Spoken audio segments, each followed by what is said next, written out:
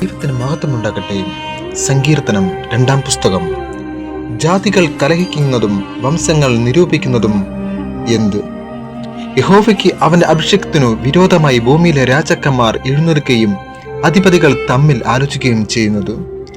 നാം അവരുടെ കെട്ടുകളെ പൊട്ടിച്ച് അവരുടെ കയറുകളെ എറിഞ്ഞു കളയുക.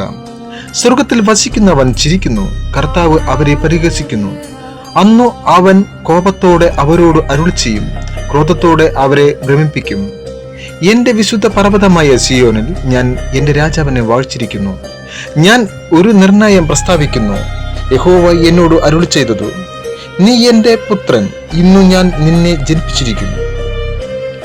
എന്നോട് ചോദിച്ചു കൊള്ളുക, ഞാൻ നിനക്കു ജാതികളെ അവകാശമായും ഭൂമിയുടെ അറ്റങ്ങളെ കൈവശമായും തരും. ഇരുമ്പുകൾ കൊണ്ടു നീ അവരെ തകർക്കും, കുശവന്റെ പാത്രം പോലെ അവരെ ഉടയ്ക്കും. ആകയാൽ രാജാക്കന്മാരെ ബുദ്ധിപ്പെടുപ്പിൻ, ഭൂമിയിലെ ന്യായാധിപന്മാരെ ഉപദേശം കൈക്കൊള്ളുവിൻ. ഭയത്തോടെ യഹോവയെ സേവിപ്പിൻ, വിറയലോടെ ഘോഷിച്ചുല്ലാസിപ്പിൻ. അവൻ കോപിച്ചിട്ടു നിങ്ങൾ വഴി വെച്ചു നശിക്കാതിരിപ്പാൻ പുത്രനെ ചുംബിപ്പിൻ. അവന്റെ കോപം ക്ഷണത്തിൽ ജ്വലിക്കും. അവനെ ശരണം പ്രാപിക്കുന്നവരൊക്കെയും ഭാഗ്യവാന്മാർ.